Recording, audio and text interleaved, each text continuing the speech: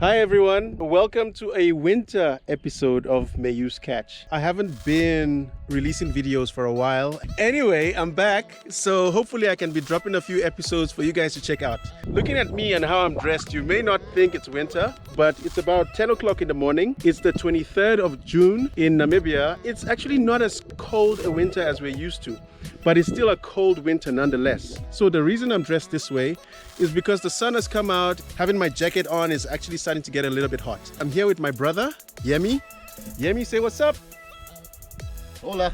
So as you can see, Yemi is setting up his gear. I've already got my battle station set up. If you know anything about fishing, you'd know that winter fishing is actually much more tricky than summer fishing. That is because, you know, the weather plays a role. The fish actually slow down. Because if they slow down, they eat a lot less. With that happening, your chances of catching a fish and your strike rate is actually much lower. But then on the upside, even the smaller fish are slower. It gives the bigger fish a chance to get to your bait. Winter is actually a chance to get your personal best. My personal best of a carp is actually at about 6 kilos right now. But actually in winter, all you really want to do is catch a fish. So I'm hoping that I'll be able to catch a fish, at least 1 or 2 or 3 or 10 on camera. I have all my baits and everything going on. I've made my corn mix, my water. I have the rod set up. Today I'll be fishing one rod relatively shallow and the other rod quite deep. The trick here is to try and cast to the same place every time. When you do that, you can at least start to create like a feeding bed in the water, so that even if you don't catch a fish on your first, second, third cast, you might catch a fish on your 4th cast. Over time, fish should accumulate to that place and you should be able to start catching fish on a much regular basis. Now, that works great in summer, as you can imagine, but in winter, even with that and the pace of the fish, it's actually very, very difficult. But at the end of the day, all you really want to do is catch fish, right? So we hope to actually do that today. I will strap the camera up to my head and I will show you as I make my baits. Then we'll take it from there and hope we catch some fish. Stay tuned, guys. Cheers. All right, so here we go. Trying to make my bait now. Forgive the state of my tackle box, by the way. It's kind of a mess. This rod is actually pegged to the last time I was fishing with that reel. Back to making the bait. It's basically like an egg shape, an oval shape. This helps for flying through the air and so on. I will make a separate video on how to actually make the bait, but as you can see right now, just making that oval shape, get it nice and egg shape kind of, for some aerodynamics. There's some aerospace engineering when it comes to fishing as well. I will fish 2 different baits on the same setup. I will go with a garlic based floaty because in winter you tend to go for your stronger flavors. With the fish not being so active, a stronger flavor would attract the fish a lot better. So I will go for my floaty as my top hook. If you remember, this is the sliding reed flay trace, and now you push the floaty into the ball. And this helps everything to fly as a unit. On my bottom hook, I will go with a garlic flavored mealy. Just to try and get much more flavor out of the mealy, you can cut the tip of the mealy. Usually the fish are not so particular on how this is put on. What you generally do when you have 2 different baits on the same setup is you want to see which of the hooks the fish bite. If the fish comes in on the top hook, you know you took the floaty. If it comes on the bottom hook, you know you took the mealy. It's winter, so because of that you want to go for your stronger scents. So I will try to put some garlic on the ball as well, and hopefully this actually helps to make a difference. This rod of mine is already pegged at a certain distance. Like I said, in winter you want to try and cast to the same place every time. On the horizon you should pick a feature on the other side and you should try and aim for that feature every single time. Now when the line is clipped, it means that when the line reaches that clip, the bait will automatically stop moving in the air and come down. Now if you've picked a particular structure on the horizon, it means that the bait will land at the same place every single time. I have picked the structure and I'm just gonna go for it and wait for the clip to do the rest. There, the clip brings it down. And I'm actually happy with that distance, so I think I'll leave the clip exactly where it is. Now you bring in your slack. I'm fishing with my bite alarm, so my line runs through my bite alarm. I'll bring in the slack. There's my bite alarm as I'm bringing in the slack. And you need to remember to open your reel just to allow the fish to be able to take line when it bites. Now you need to be fast to your rod if you get a bite, because as you can see, we are clipped at a certain distance, and because of that the fish cannot pull line indefinitely. So you need to be able to get to your rod in good time to make sure that the fish doesn't pull the whole setup into the water, because if you catch a big fish and your line is clipped, it'll pull the whole setup into the water, pull your rod and everything. Sometimes even pull your fishing stand if it's not as steady as it should be. So ideally the fish should be able to run a little bit, that's fine, but you bring in as much slack as possible to make sure that you would have some time to get to the line before the fish reaches the clip. I'll try and set my timer to see if we get a bite, how long it will take for a fish to bite this one. So on my second one, I won't show you exactly how I make it, but basically I'll do the same thing. I'll make my bait ball over there.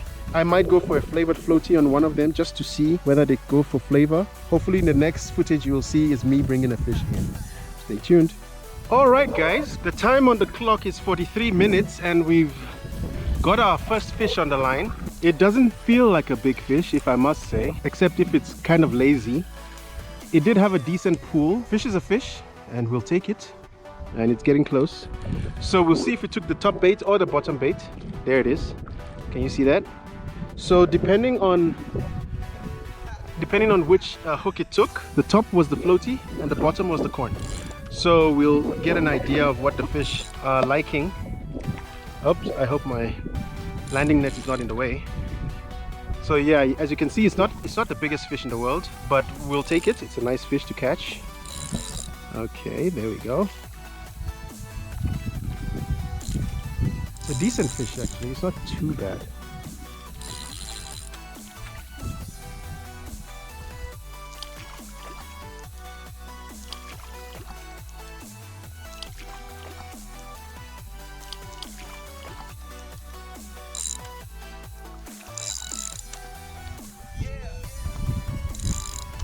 Yeah, there we go. Thank you, Mr. Yemi, for the assist. He's also taking a video of his own. But yes, we've got our first fish after about 43 minutes of the bait being in the water. We're on the scoreboard, doing pretty good.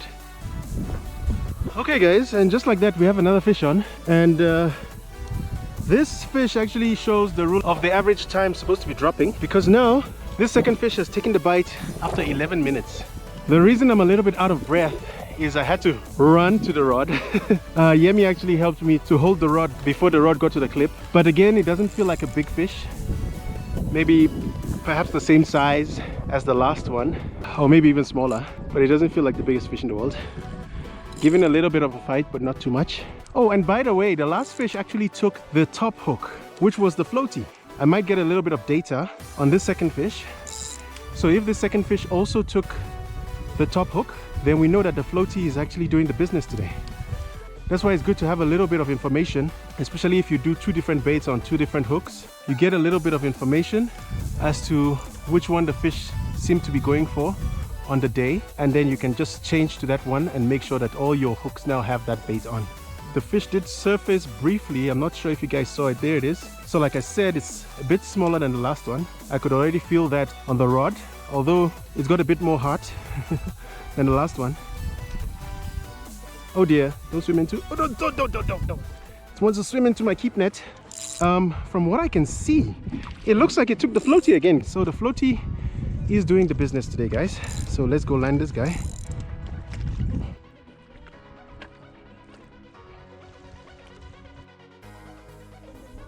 Woo! Yeah. So that's number 2.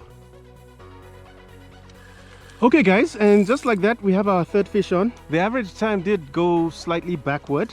On this one we had 20 minutes of the bait sitting in, but again it's still not that 45 minutes of the first one. You see, casting to the same place actually has its benefits. Although once again the fish doesn't necessarily feel big, but at the end of the day what counts is you're bringing fish in. Of course you would want the fish to get bigger over time, but as long as you keep catching fish, that's all it's about. Hopefully the bigger ones will eventually get to the area where the bait is, and bigger fish start being caught a bit later in the day. But 3 fish now, I think the concept has been proven. The fish is approaching. Although both the first 2 fish took only the floaty and there was corn on the bottom hook, I have kept it exactly the same, just to see whether a third fish will take only the floaty again And if that is the case, then it's like, you know, champion floaty, you know. We'll find out within the next few minutes or so, or within the next minute or so. And just from looking at it, it seems as though it might be the floaty again, because I think I see the corn at the back of the fish. And my drag is a bit too tight, because ideally your rod tip should be up and the rod should be the only one doing the work. But I'm getting ready to land now. Yep, and guys, let's see what it's taken. It seems to be the floaty once again. The fish sizes are about the same. Third fish about the same size, and we've got it. Okay, so this is the third fish, and they're all about the same size. I think the average size is just exactly like this. The average time has dropped. And by the way, it's the same rod that has caught all three fish so far. So I've brought in my second rod and I've put the same combination on it. The reason for the corn is that the corn doesn't fall off the hook. You know, after soaking water, it eventually sort of fades off the hook, and the corn doesn't do that. The corn will stay on the hook even if you keep it in there for hours. And that's why I always have corn on there, so that sometimes if the rod has to sit an extended period of time, you know there's still bait on the hook. Catch you guys on the next fish. And just like that, we have number 4 on. Same rod, pegged to the same place. Let's see, what's the time now? We're on 10 minutes. My feeding area is working nicely. It means there's already fish there, or at least close to the area, so it doesn't take long between when I cast and when I get a fish.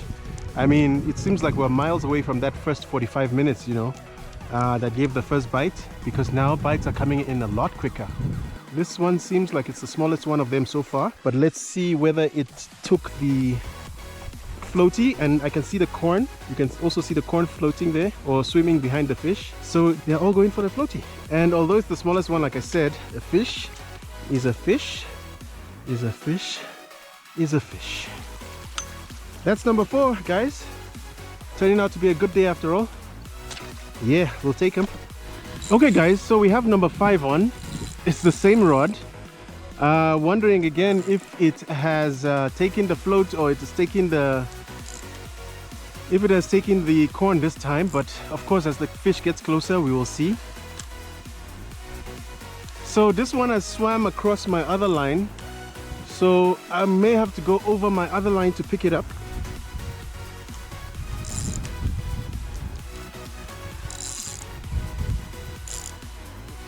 Okay, so I can see the fish. It feels like a bigger one, although my drag is a bit loose. Oh, there it is.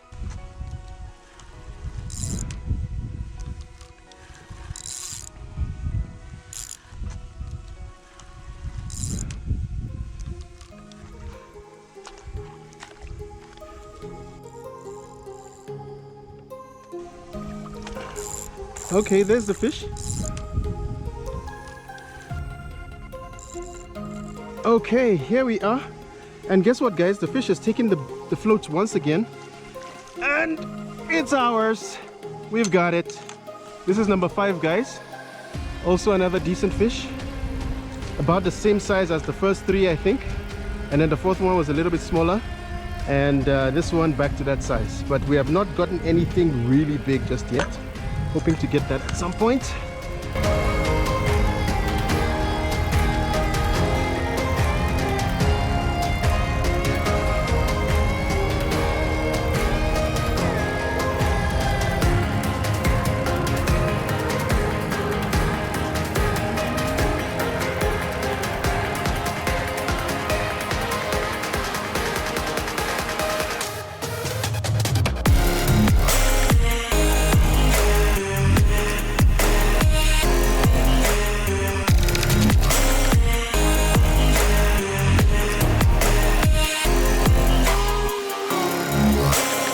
Okay guys, so it feels like we have a decent pool. Like this actually feels like the best carp of the day. I had not clipped this rod, and well, I clipped it but I didn't get to the clip, and it feels like a bigger fish. Feels like a nice carp. Probably not too big because it's not actually pulling the drag. Okay, that could have been it that surfaced there. I'm not sure if you guys saw that, but I'm hoping it's a big fish. It definitely feels like one. And because this one went quite deep, it may have actually gotten to where the big ones are hiding. I'll be disappointed if this is the same size as the other 4, but anyway, Let's see what it is when it gets here. And okay, well, it's coming in a bit too quickly, so it might not be as big as I thought. But let's see what it is anyway. A fish is a fish, right? So remember guys, the rod tip must always stay up so that the rod does the work. Okay, okay. Now, there we go. It's actually giving me a bit of a fight now. Oh, it's a decent one.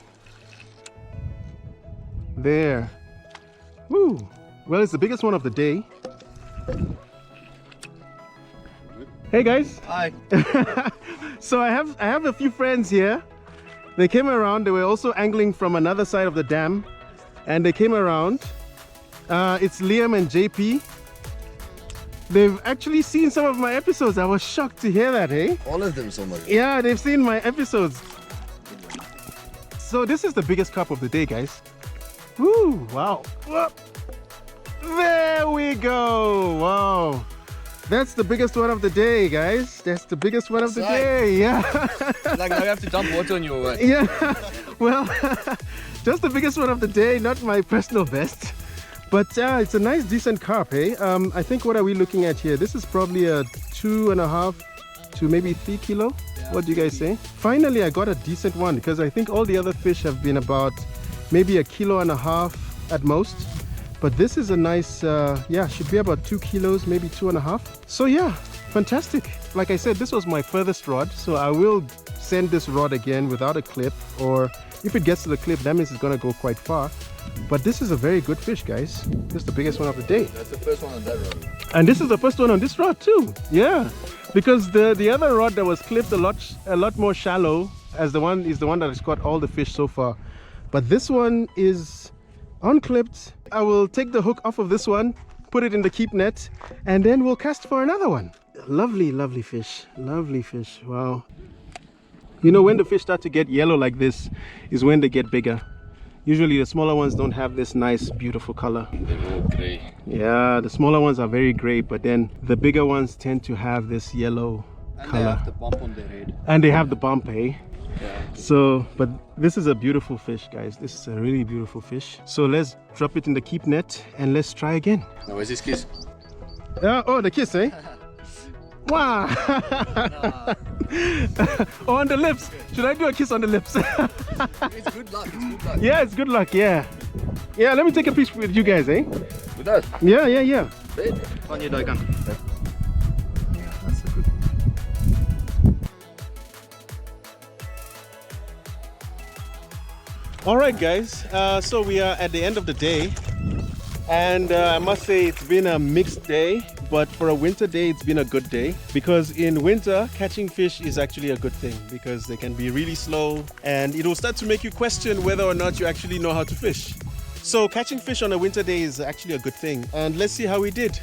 So I've just brought the keep net out of the water, and there we see 7 nice fish. There's a really small one and there's a really nice big one, and then we have all the rest in the middle. All in all, I'd say it was a good day. Perhaps maybe about the last 2 hours nothing really happened, but it was a very, very decent day of fishing. So thanks for watching another episode of Mayoo's Catch, and a special shout out to JP and Leeum. Thanks for coming to say hi and join me and even watch me catch a fish. That was great, and special shout out to you guys. Please continue to support me and watch my videos as I release them. I know I haven't released videos in a while, but thank you for supporting the ones that you did watch. Remember to like, subscribe and share. I will catch you guys again next time, and I promise to release content a lot more frequently this time, okay? All right, so thanks guys, and remember, keep catching them fish. Cheers.